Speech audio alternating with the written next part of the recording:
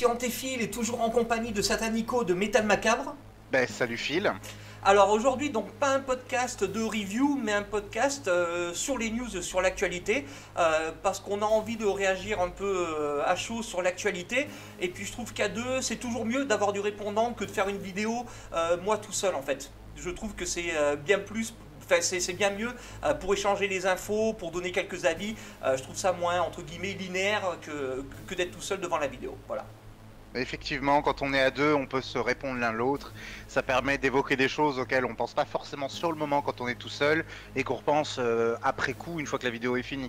Ouais, et puis de toute façon, pour ceux qui me connaissent, ils savent que je préfère travailler en binôme que travailler tout seul.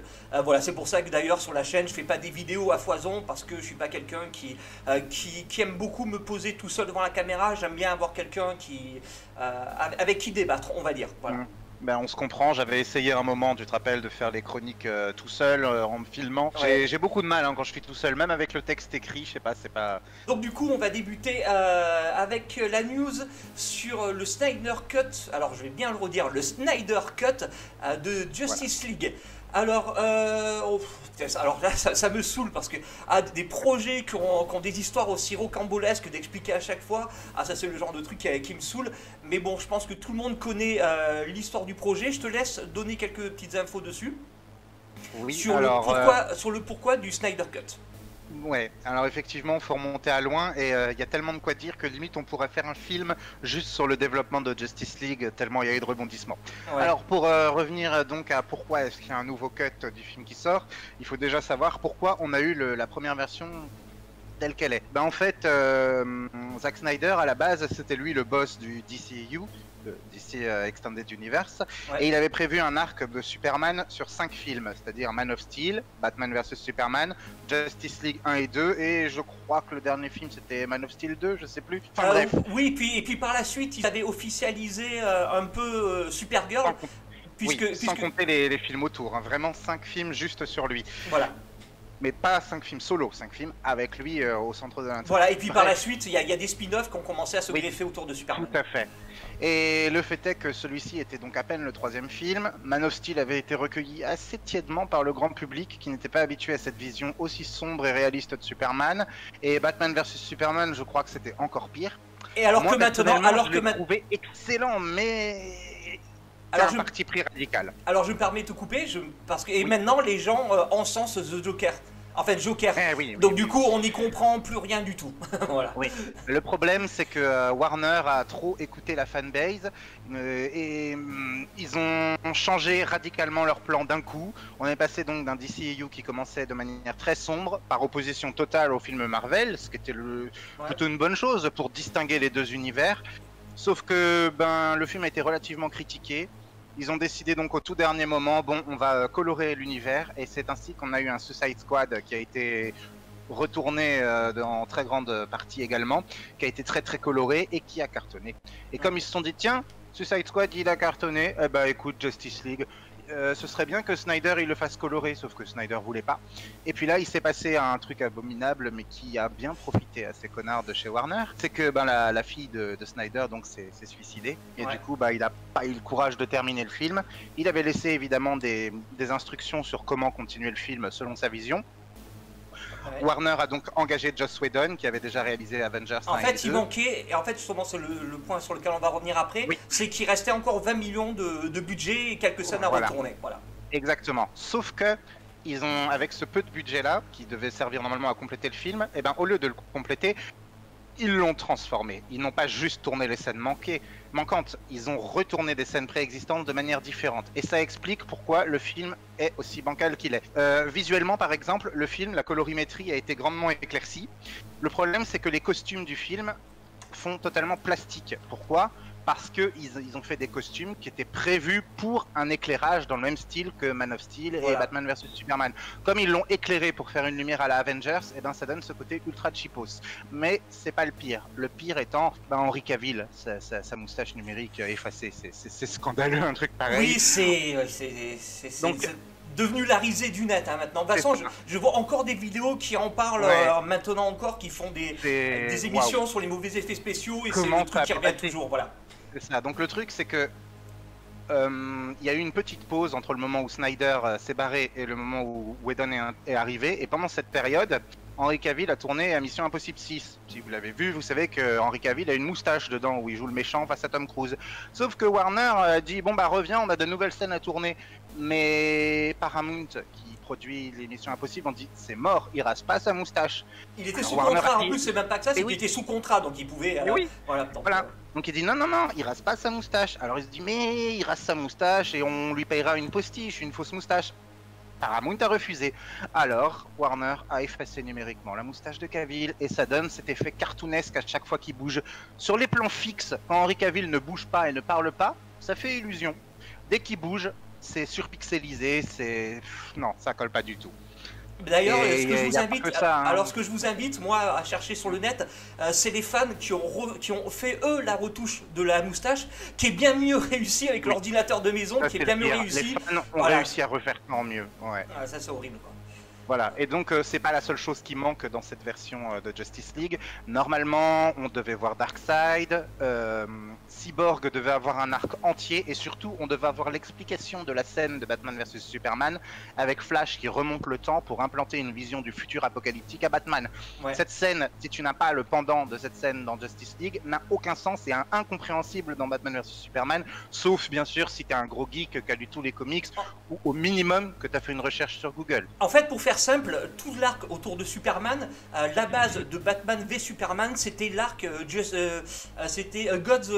Injustice, Gods Among Us. Voilà, c'est basé Batman sur ce comics. Superman est en fait un amalgame de plusieurs arcs très connus. Le Dark Knight Returns avec le Batman mauvais, le The Death of Superman avec Superman tué par Doomsday, et le Injustice. Ils avaient mixé ces trois arcs-là pour faire un arc de 5 films, donc autour de Superman. Et le problème, c'est qu'ils ont décidé de zapper tout ça. Et du coup, la résurrection de Superman dure 5 minutes dans Justice League de Whedon. Ça coupe tout, l'émotion, c'est ridicule, on n'y croit pas du tout. Quoi. Normalement, Superman devait devenir maléfique à cause de je sais plus quelle machine. Tu places ce moment clé après 2 ou 3 films. Tu places pas ça maintenant, enfin, c'est pas possible. Exactement. Quoi. Et là, le problème, c'est que normalement, il y avait toute une explication de pourquoi il est mauvais, de pourquoi ils ont remonté le temps pour empêcher ça, de comment il redevient bon. Et au final, ils ont torché ça en une seule scène où on te dit que en fait Superman est mauvais parce qu'il a perdu son âme. Voilà, en fait on va faire simple. Et alors. Comme il retrouve Lois, il retrouve son âme et il redevient gentil. De toute façon là je pense qu'on peut spoiler, et puis de toute façon je veux dire quand on cherche sur Injustice c'est la trame, c'est qu'en fait on le voit dans Batman v Superman, c'est esquissé, c'est en fait Superman qui a un enfant avec Lois Lane, et Lois Lane elle meurt et avec son enfant.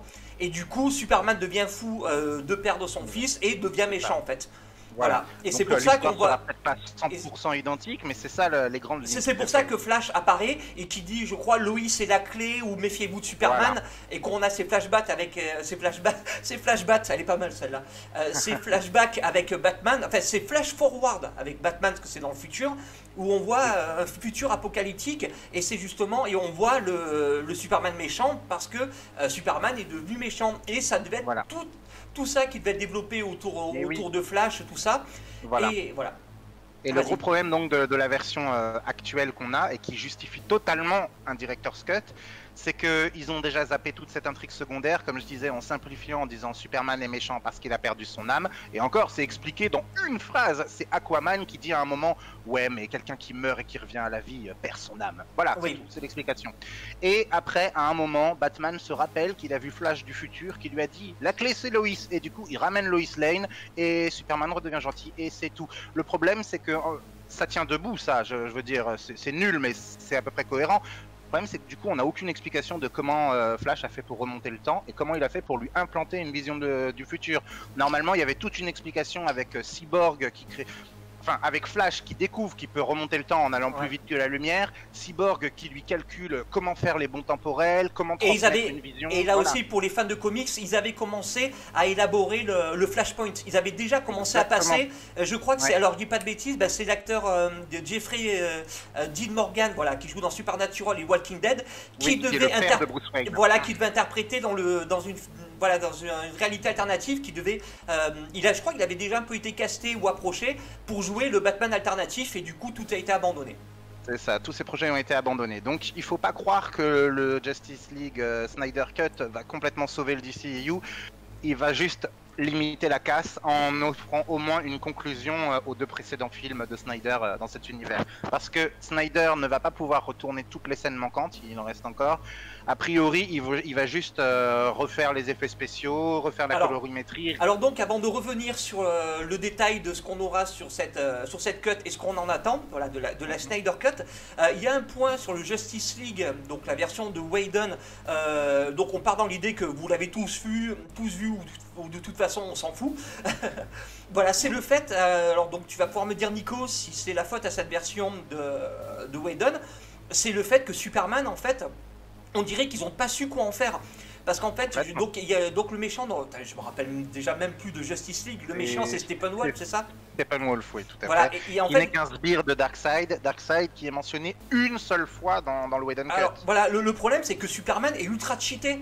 On sent qu'ils ont dit, on le met de côté, il arrive, il bat tout le monde en fait. En fait, Superman, dans le Justice League de Whedon, a le rôle de Son Goku dans la plupart des arcs de DBZ, où tous les autres personnages sont là pour essayer de tenir le temps que Son Goku arrive. Là, c'est la même chose. T'as toute la Justice League qui est là en train de galérer contre Steppenwolf et qui essaye de tenir le temps que Superman se décide à intervenir après avoir fait des bisous à Lois Lane dans un champ. Ouais, c'est ça. Et de poutrer Steppenwolf en 2 secondes. Et le pire, c'est que Whedon, parfaitement conscient de ça, lui fait sortir une réplique totalement ridicule. Bah alors, il vous embête le méchant monsieur ou un truc comme ça, ouais. Et il le poutre en 2 secondes. C'est ça. Non, quoi. Ok, ouais, parce que Aquaman, il sert à rien, parce que forcément, il n'est pas dans son élément. Cyborg est utile puisqu'il est relié directement au cube cosmique, donc c'est Cyborg et Superman, eux deux, qui réussissent. Et les autres sont là, en fait, pour occuper Steppenwolf pendant que Superman détruit le cube. Superman et Cyborg, voilà. Donc gros problème de gestion. C'est pas entièrement de la faute de Whedon, il faut le savoir aussi. Whedon a été engagé en urgence par Warner qui voulait absolument sortir Justice League à la date qui était prévue quand c'était Snyder, et ce malgré un gros retard sur la production, tout en changeant le script. Alors c'est toi qui m'avais dit, alors justement pour revenir sur ça, c'est que donc on a proposé à Joss Whedon de réaliser ce cut, enfin cette version de Justice League pour qu'il puisse réaliser le film Batgirl, donc c'était ça, qui du coup ne s'est pas fait et s'est transformé en Harley Quinn en fait. C'est un peu ça, c'est qu'ils voulaient un film de super-héroïne. Bon, ils avaient déjà... enfin, même, je vais dire que le film Birds of Prey s'est transformé en film Harley Quinn. Oui, tout à fait. Donc, il s'est retrouvé un petit peu les mains liées. Comme on dit, il a fait un peu un pacte avec le diable. Il a accepté de saboter le film d'un autre, dans l'espoir qu'on lui donne son propre film après. Et au final, il n'a pas eu lieu, cet autre film. Et en plus, ce cut a été ridiculisé. Justice League n'a pas du tout été un succès commercial. Résultat... Alors que DC avait dit non mais il n'y a pas de Snyder Cut, ça sortira jamais, gna, ils reviennent totalement sur leur décision. Au point qu'on en arrive maintenant à avoir des rumeurs, bon là c'est que des rumeurs, comme quoi il ferait peut-être un Director's Cut de Suicide Squad aussi. Oui, j'en ai entendu parler, j'avais oublié ça. Oui, bon, effectivement. Là, c'est que des rumeurs. C'est ailleurs qui dit mais moi aussi, j'ai mon Director's Cut qui est quelque part. Justement, alors j'ai vu l'info aujourd'hui. Pour en profiter un peu du Snyder Cut, c'est Paul Feig, voilà, petit aparté, le réalisateur du remake féminin de Ghostbusters, qui a annoncé qu'il avait un cut de 3h30 du Ghostbusters féminin qui était prêt et qui veut le réaliser.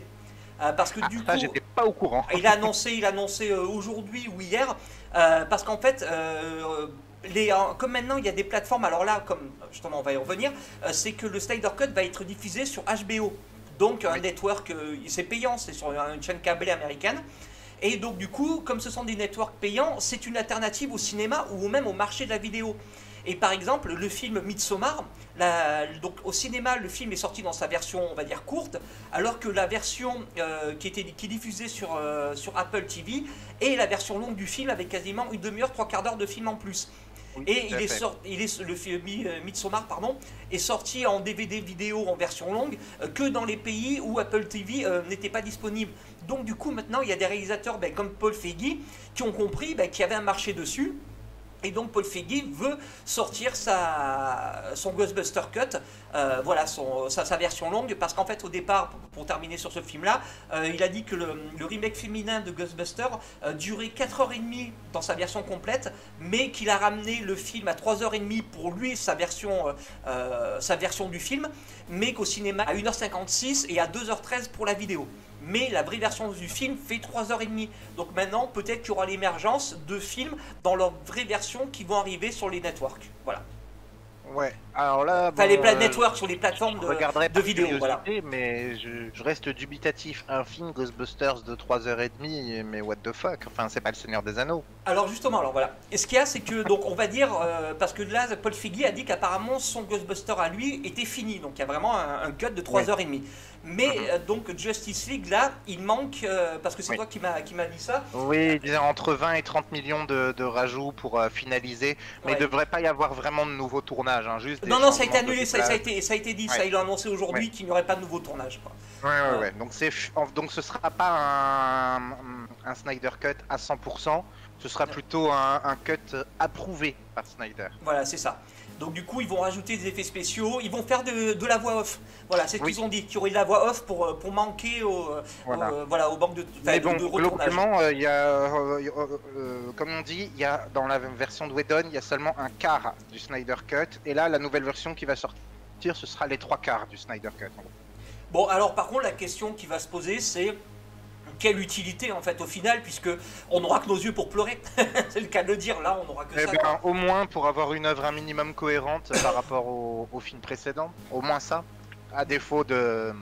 Après, j'ai toujours l'espoir que ce film marche et des critiques très positives et qui changent leur politique sur le DC univers actuel. Moi, je vais te dire, ils changent d'avis comme de chemise.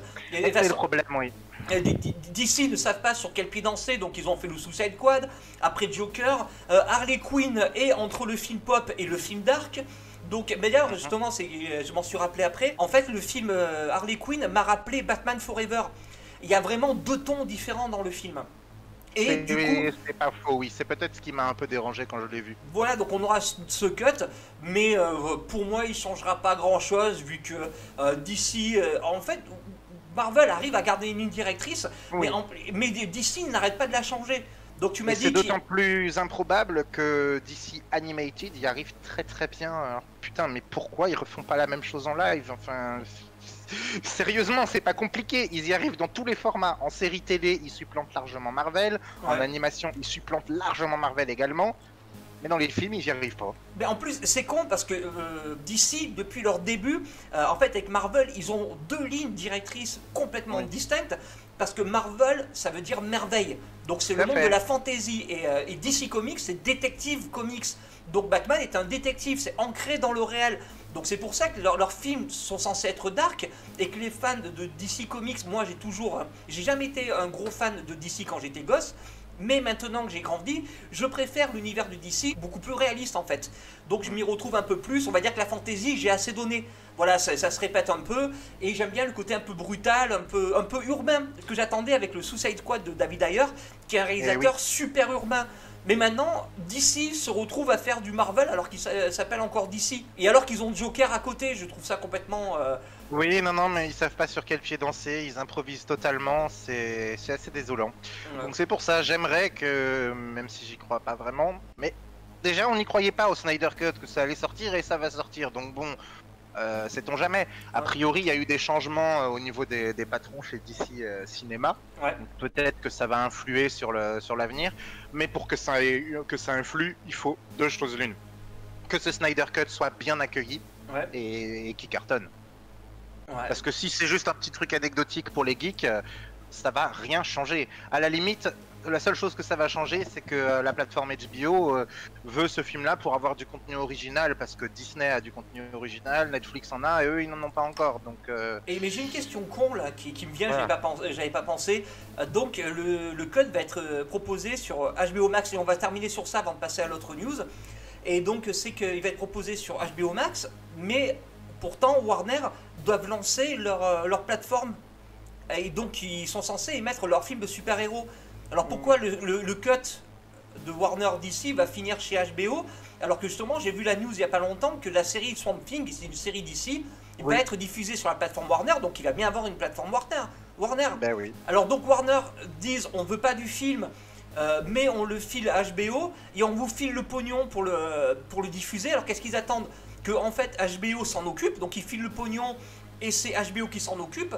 Et une fois que les droits d'exploitation de HBO sont terminés, et ben ils vont sortir son vidéo, soit ils vont le foutre sur la plateforme Warner en fait. Donc je trouve ça un peu débile de le balancer sur HBO alors qu'ils sont censés avoir leur plateforme Mais oui. Mais je pense que comme beaucoup comme Disney, l'ont dit, voilà, le chercher comme problème Disney, c'est de pour ça que je trouve ça voilà. débile quoi. Ouais.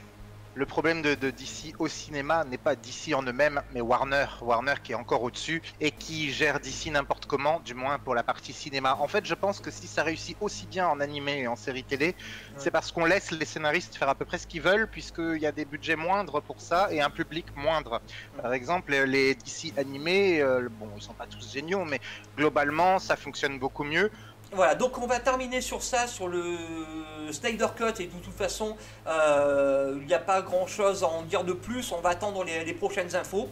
Et le film est attendu d'ici 2021. On verra quand ils commenceront à annoncer les ajouts qu'ils vont faire, les scènes supplémentaires. Donc on va passer maintenant à la seconde news dans un tout autre registre, qui est la seconde saison du reboot de Twilight Zone, qui était produit, proposé et présenté par Jordan Peele. Tout à fait. Voilà, parce qu'ils ont annoncé la seconde saison de 10 épisodes, voilà, donc pour 2021, et je voulais qu'on revienne un petit peu dessus pour faire le détail, parce qu'ils ont mis le détail des épisodes, donc je voulais qu'on y revienne un peu rapidement dessus, et voir un peu ce qu'on peut attendre de cette seconde saison. Donc déjà, je sais même pas si je t'avais demandé, est-ce que tu as vu la saison entière de Twilight Zone? Très bien. J'étais globalement déçu par cette saison 1. Étant donné que c'est une anthologie, généralement dans les anthologies, il y a toujours moyen d'aimer des épisodes plus que d'autres, donc j'ai laissé sa chance à chaque épisode. Mais c'est sur l'ensemble de la saison que je l'ai trouvé relativement médiocre, ce reboot. Et pourtant, j'aime bien Jordan Peele au cinéma et j'aime bien Twilight Zone, mais là je sais pas, il y a quelque chose que... Alors je sais pas ce que toi t'en as pensé. Alors j'en ai fait une critique sur la chaîne. Voilà, fait la critique déjà, ça. Voilà, donc voilà, je vous incite en fait, voilà, à aller voir ma critique de Twilight Zone. Mais en gros, c'est que maintenant les anthologies, il y en a de partout. Et Twilight Zone, où c'était innovant avant, maintenant c'est noyé dans toutes les anthologies. Parce que Twilight Zone, à la base, ça parlait de sujets politiques, de sujets technologiques. Et maintenant, tout le monde le fait. Soit c'est des anthologies politiques, soit des anthologies technologiques, ou qui mêlent les deux. Donc Twilight Zone, en fait, tout a déjà été fait. Donc dans les épisodes de Twilight Zone, il n'y a franchement rien d'original. Et toutes les séries sont des Twilight Zone, en fait, maintenant. Donc c'est ça le problème. C'est le gros souci, c'est que Twilight Zone, on n'est plus dans les années 50, ni même dans les années 80 où c'était déjà revenu. Non, on est à l'ère où, j'ai envie de dire, quasiment la moitié des séries fantastiques actuelles sont des anthologies. Enfin, j'exagère à peine. Il y en a énormément en ce moment. Creepshow est revenu également. Ils ont fait revenir Histoire fantastique de Spielberg. Il y a, comment ça s'appelle, Black Mirror. Il y en a plein, j'en vois encore qui pop, je vois des noms qui n'arrêtent pas de popper de partout dans l'anthologie. Donc faire revenir Twilight Zone maintenant, c'est un peu une idée de merde, je veux dire, il fallait la faire revenir quand il n'y en avait pas d'autres. Puisque là maintenant, c'est plus du tout une série originale, c'est une série parmi d'autres. Mais si encore elle était de grande qualité, elle se distinguerait de la masse.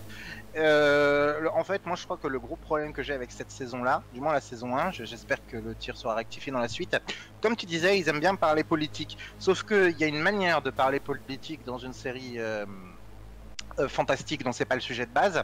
Et là, c'est fait avec un manque de subtilité totale. C'est-à-dire que chaque épisode, ça va être un sujet fantastique lambda, mais en arrière-plan, on va avoir un thème politiquement correct. Sauf qu'on te met ça dans la gueule en mode t'as vu, on est vachement on est vachement progressiste, hein, t'as vu, et notamment l'épisode avec le méchant flic blanc qui poursuit la famille noire. Voilà, c'est ça, c'est celui que je voulais préciser, voilà, qui est très Jordan Peele en fait. Voilà, celui-là, il est très Jordan Peele. Alors, on le sait, Jordan Peele fait ça dans ses films. C'est le cas avec Us, qui est une parabole pas vraiment voilée du racisme, et avec Get Out, qui... Non, merde, je me suis gouré, c'est l'inverse. Get Out, qui est sur le racisme, et Us, qui est plutôt une allégorie sociale sur la lutte des classes. Là, le fait qu'il soit noir dans Us ne change rien à l'intérêt. Et puis même, carrément, Us, c'est un épisode de Twilight Zone que j'ai trouvé trop long. Complètement. C'est pour ça d'ailleurs, j'avais beaucoup aimé le film la première fois, mais il passe assez mal au revisionnage car je vois tous ses défauts maintenant. Là où je le trouvais un peu avant-gardiste, enfin, pas avant-gardiste, mais audacieux lors du premier visionnage, au deuxième, je vois tous ses défauts. Et j'ai l'impression, alors pourtant que c'est un format plus court, Twilight Zone, peut-être qu'il a eu moins de temps d'écriture, je sais pas, sur la série, mais en tout cas, je trouve que la qualité d'écriture est moindre. C'est trop dans ta gueule, on te met trop le côté politiquement correct. Alors justement, j'ai l'impression de regarder les pires épisodes de Supergirl, tu vois, quand un personnage doit forcément être gay, trans, lesbien ou autre, sinon il n'a aucun intérêt. Alors justement, c'est ça, c'est le point, comme ça j'y viens directement, comme tu parles de l'écriture, on voit ça en fait sur le dernier épisode de cette première saison. Et c'est là, en fait, où j'attends cette seconde saison. Je ne vais pas spoiler pour ceux qui n'ont pas vu la saison, mais le dernier épisode de la saison 1, c'est un hommage complet à Rod Serling et à Twilight Zone, à la première série. Mais donc, en fait, le message de fin de ce dernier épisode de la première saison, c'est une émancipation. C'est un remerciement à la série, et tu sens que la série Twilight Zone a envie de dire, on vient de fermer, on a rendu hommage au Twilight Zone original, donc maintenant on attend vraiment un reboot de Twilight Zone, c'est ce que j'attends de cette nouvelle saison. C'est ça, et c'est pour ça qu'on en parle malgré tout, en dépit de la déception qu'a constitué la saison 1, c'est que c'était quand même relativement prometteur, parce que là on a parlé de ses défauts, mais il y a aussi de grandes qualités, notamment dans la mise en scène et dans les thèmes abordés, et je pense que maintenant qu'ils ont, ils ont cherché une certaine légitimité dans cette saison 1, en voulant rendre hommage vraiment à la première série et à Rod Serling, donc effectivement, 2 soit un peu émancipé de ça. On arrête de vouloir à tout prix faire plaisir aux fans de l'ancienne série, à vouloir être politiquement correct à tout prix. Maintenant, lâchez-vous dans la deuxième saison. C'est ça que j'attends. Oui, mais c'est ce que m'a donné l'impression, puisque c'est carrément le message du dernier épisode de la saison 1. Voilà, on peut pas mieux le dire. Et d'ailleurs aussi, petit aparté, c'est qu'entre-temps, donc entre ces deux saisons, parce que la saison a quand même bien marché, c'est pour ça que ça a été renouvelé, c'est qu'il a été annoncé un film, un biopic sur la vie de Rod Serling, le réalisateur, donc le créateur qui a écrit 90%, voilà, qui a écrit 90% des scénarios de la série originale, et qui est réalisé par Richard Kelly, donc le réalisateur de Donnie Darko, mais qui avait aussi réalisé le film The Box, qui est une adaptation en version longue d'un épisode de Twilight Zone. Oui, donc on s'y retrouve un petit peu. Donc maintenant qu'il y a un hommage, il y a eu 2 hommages en fait à Twilight Zone, donc le final de la saison 1 du reboot, il va y avoir le biopic, donc maintenant il faut que cette nouvelle saison de Twilight Zone s'émancipe et propose quelque chose d'original en fait. Exactement. Voilà. D'autant plus que c'est pas comme si c'était le premier reboot de Twilight Zone et qu'il n'y avait plus d'épisodes depuis les années 60. Ouais. Il y a eu la première série, donc celle qu'on connaît sous le nom La 4e dimension en France. Ouais. Mais il y a eu la série des années 80 par Spielberg, qui a eu son propre long métrage, et que nous on a appelé la 5e dimension. Ouais. Mais il y a eu encore un autre reboot dans les années 2000 avec Forest Whitaker, qui n'a pas du tout marché, il y a eu que 13 épisodes. En 2003, je crois, en 2003. Ouais, et celui-là ils l'ont appelé 13e dimension parce que ça passait sur 13e rue. Ouais, donc là, c'est quand même la 4e incarnation de la série, donc c'est bon, on connaît maintenant, lâchez-vous justement, il faut arrêter de cet hommage trop respectueux, sinon ça va donner un peu un syndrome Star Wars épisode 7, vouloir être tellement respectueux et froisser personne qu'on se retrouve à avoir un remake fade. Donc on va venir maintenant sur les détails de cette seconde saison, alors on n'a pas encore les synopsis, par contre il y a eu les titres. Et dans le casting qui a été dévoilé, je m'attendais un peu plus de noms. Enfin, je m'attendais, c'est pas non plus la foire. C'est pas non plus la foire aux guests, mais je m'attendais à avoir un peu plus de noms connus. Là, je vois vraiment que Topher Grace, qui est le Venom du Spider-Man, du Spider-Man 3 de Sam Raimi. On a Chris Meloni, qui est le chef dans, justement, on y revient dans Man of Steel, qui était le chef militaire et qui joue aussi dans la série Happy et qui a aussi joué dans la série Oz. Et tu m'as dit qu'il allait jouer dans CSI quelque chose là. C'était l'acteur principal de New York Unité Spéciale pendant 17 ou 18 saisons. Voilà, donc donc l'acteur Christopher Meloni, et je vois aussi Damon Wayans Jr. Voilà. D'accord. Donc, Et il y a aussi également des guests parmi les réalisateurs et scénaristes, pas uniquement dans le casting. ouais. Notamment le premier épisode, c'est Glenn Morgan. Alors qui est voilà, un donc des le premier habitués de épisode, Shakespeare. alors on a, voilà, je sais pas s'il sera dans l'ordre, donc on a le premier épisode, donc il y en aura 10, le premier s'appelle 8, voilà, 8. Le seul nom qui me vient, donc on a Glenn Morgan, donc c'est l'un des scénaristes d'X-Files, voilà, et c'est ça, je dis pas de bêtises. Oui, tout à fait, c'est un des scénaristes d'X-Files et c'est également le réalisateur de Willard et Black Christmas. Le Black Christmas 2006, hein, pas le 2019. Et de Destination Finale, si je me trompe pas aussi. C'est l'autre, c'est James Wan. Non, James Wong, pardon. Ah, c'est James Wong. Mais oui, mais Glenn Morgan et James Ils étaient en Wong. binôme. Ah oui, Voilà. ils étaient en binôme, voilà, c'est pour ça que je me Tout à fait. perds un petit peu. Tout à fait. Voilà, donc en second épisode, donc il y a A Small Town. Donc c'est celui où il y aura Damon Wayans Jr. J'allais dire Damon, ouais. Non, ouais, Damon Wayans Jr. Voilà, donc je vois pas non plus de nom connu. L'épisode 3, c'est Try, deux fois, donc essai avec Topher Grace. Ah, il a joué dans Black Clansman aussi.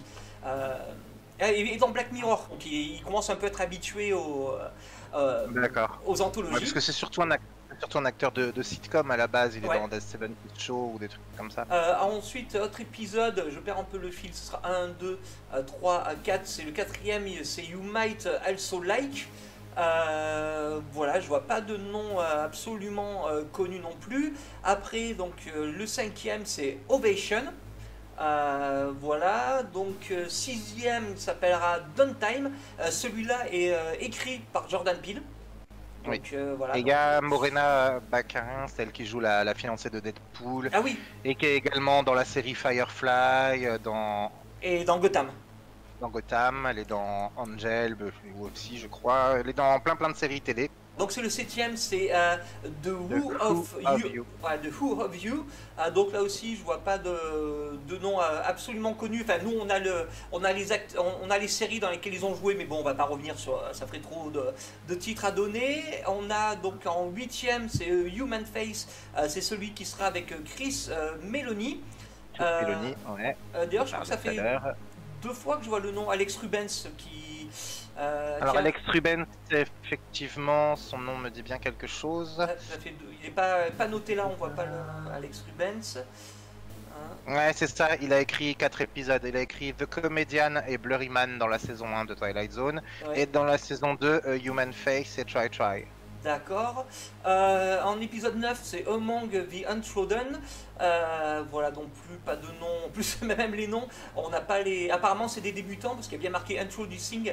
Donc, ce sont des débutants qui n'ont même pas de série affiliée. Après, vu la photo, c'est pour jouer des lycéennes, donc c'est pas étonnant qu'ils aient pris des débutantes, Ouais. puisque les actrices ne sont pas forcément déjà connues à 15-16 ans. Même Ouais. si, bon, elles ont toujours 25 ans quand elles sont censées être au bahut, mais bon. Pour terminer, en 10, on a Meet in the Middle avec. Donc, je vois Jimmy Simpson, voilà, Westworld pour ceux que. Ça te dira, voilà, pour qui ça parlera, parce que je vois pas d'autres trucs super connus, donc on n'a pas encore les synopsis. Mais voilà, je voulais parler de cette seconde saison pour y faire un petit point. Parce que je l'attends et on verra bien. Donc là, ça va passer ou ça va casser. Et avec tous les anthologies, d'ailleurs, justement, il y a une anthologie qui j'ai vu passer il n'y a pas longtemps qui s'appelle 404 ou quelque chose comme ça. C'est une série un peu à la Black Mirror, je crois. Voilà, que j'ai vu. Donc ça a l'air de pas te dire grand chose. Voilà, qui, Non, elle me dit rien, mais comme je dis, des anthologies, il y en a dans tous les sens maintenant. Et j'ai vu une courte série, d'ailleurs, c'était pas une anthologie pour le coup, mais ça ressemblait à un épisode de Black Mirror étiré, qui s'appelle Upload, où c'est sur des gens qui, après leur mort, peuvent uploader leur conscience dans une réalité virtuelle pour vivre toujours. Et ça ressemblait totalement à du Black Mirror, d'ailleurs, mais en plus léger. D'accord. Donc, oui, tiens, d'ailleurs, si pour y revenir, une autre raison pour laquelle c'est un peu bête de faire revenir Twilight Zone maintenant, c'est que la série d'anthologie qui cartonne maintenant, c'est plus Twilight Zone, c'est Black Mirror. Bon, comme je le disais, la saison 1, à défaut d'être réussie, était prometteuse et avait quand même quelques épisodes sympathiques. Donc, ouais, moi j'espère qu'elle tiendra ses promesses et qu'elle s'émancipera dans cette saison 2. Parce que sinon, je doute qu'il y ait une saison 3. D'accord, donc on verra bien. Maintenant, voilà, j'ai pas envie non plus de voilà qu'on tienne des heures parce que je vais essayer de proposer quand même des podcasts assez courts. Donc là, je pense que ce sera peine perdue. On aurait pu en dire un peu plus, surtout sur Justice League, mais on aurait pu en parler des heures. On en a déjà parlé longuement pour ce cas, ouais. Voilà, parce que sinon, je veux dire, parce qu'on a parlé du film Justice League, mais sinon, on aurait pu parler, je vais terminer sur ça, par exemple, sur Man of Steel, par exemple, comme on a parlé de Supergirl, que le personnage devait être plus développé, parce qu'on le voit, parce que quand le Superman tombe sur la Terre, Supergirl est déjà arrivé, parce qu'il y a déjà son vaisseau, en fait. Donc, ce sont oui, quand il est dans la forteresse de solitude. Oui, voilà, parce qu'elle est censée être sur Terre, je crois, depuis 20 ans. Et en fait, elle était censée, entre guillemets, s'occuper de son cousin, être plus âgée que lui. Donc, en fait, c'est plein de choses, autant dans Man of Steel que dans tout l'univers comme tu disais, l'arc narratif autour de Superman. Donc on aurait eu tellement de choses à dire sur les ajouts abandonnés ou qui ont été pensés pour Justice League. Ça aurait été à parler, ça aurait été beaucoup de choses à dire, alors que je préfère attendre de voir les annonces de ce qui va être gardé pour le film, et à ce moment-là on verra de ce qui aura été abandonné ou ce qui aura été gardé, de ce qu'on attendait déjà à la base. Voilà. Ouais, l'absence de développement de Supergirl n'est pas trop gênante, dans le sens où si on ne te dit pas que c'est censé être Supergirl qui appartient à ce vaisseau, tu le devines pas, tu peux penser que c'est juste les anciens Kryptoniens quand ils sont arrivés sur Terre il y a des millénaires. Ça n'a aucune incidence en fait que ce soit Supergirl ou pas. C'est juste que quand tu le sais, tu te dis ah merde, il y avait ça aussi qui était prévu et qui a été zappé, et tu te rends compte à quel point DC a couper toutes les chances de faire son propre MCU en fait. Voilà, donc c'est pour ça qu'on aurait pu en parler encore. Tout à l'heure, je me suis senti quand on a fini sur Justice League, j'avais encore envie de dire, je me suis dit bon, on a encore oublié plein de choses, mais ça aurait pu parler des heures. Et puis après, de toute façon, il y a des youtubeurs que je vous invite à consulter, qui sont vraiment des fans des comic books, qui vont eux pouvoir en dire plus. Donc je ne m'y connais pas autant qu'eux, donc je vous invite à aller voir leurs vidéos pour un peu plus compléter autour de ce Justice League. Mais nous, j'avais plus envie qu'on en débatte et qu'on donne notre avis dessus, parce qu'on a notre propre avis, parce qu'on a notre propre avis, on et on pas partage. Les plus grands experts qui sont en comics, on a les connaissances globales, sans doute plus que la moyenne, mais pas autant effectivement que des youtubeurs spécialisés. Voilà. Et ouais, par exemple, tu vois, Supergirl dans le film, ça aurait été intéressant de voir une Supergirl plus âgée. Parce qu'en général, Supergirl, c'est la petite jeune. C'est pour ça que je te dis, voilà, c'est pour ça que je dis qu'elle est censée avoir au moins 20 ans de plus. Ils auraient trouvé un truc pour dire elle est plus vieille, mais ça aurait fait une midinette, mais ils auraient trouvé quelque chose dans le genre. Mais, ils auraient trouvé un truc, oui. Après, Supergirl, c'est pas forcément un mal qu'elle apparaisse pas, elle a déjà sa série télé qui marche bien. Tu me diras, ça les empêche pas de faire une nouvelle série Superman, là, d'ailleurs, avec le Superman de la série Supergirl. Oui, ce sera d'ailleurs. Je suis en train d'y penser. Est-ce qu'ils vont nous faire Injustice League avec ceux de la. Injustice, voilà, en fait, la trame, parce qu'en fait, je suis en train d'y penser, parce que la version. La version TV. Donc de tout l'univers, on va dire, de Flash, Supergirl et Arrow, il y a donc les spin-offs Legend of Tomorrow, et il y a eu le Infinite Crisis, le Crisis on Infinite Earth. Mais là, la série Superman, ça va être la série de Superman et Lois, je crois avec un enfant. Peut-être, j'ai pas trop suivi parce que j'ai déjà pas suivi la série Supergirl. Je crois que ça va être ça, ils vont être mariés, ils vont avoir un gosse. Donc est-ce qu'ils vont pas nous faire le coup plus tard? Le gosse il meurt, et je suis sûr qu'ils vont nous faire le coup. S'ils abandonnent le cinéma, je suis sûr qu'ils vont le faire dans la version télé. Peut-être, ouais. Voilà, donc du coup c'est pour compléter tout ça. On va terminer sur ça et on reviendra prochainement. J'ai déjà une série dont j'ai envie de parler. Je voulais en faire une vidéo sur la chaîne, mais je préfère qu'on en débatte tous les deux. Et le temps de trouver une autre petite série à parler, voilà, dans l'univers du fantastique ou de l'horreur que je trouverai à compléter, on en parlera à ce moment-là. On fera un podcast, voilà. Donc, je vous dis dis à la prochaine et à la prochaine à toi aussi, Nico. Bah à la prochaine et ciao. Ciao, bye.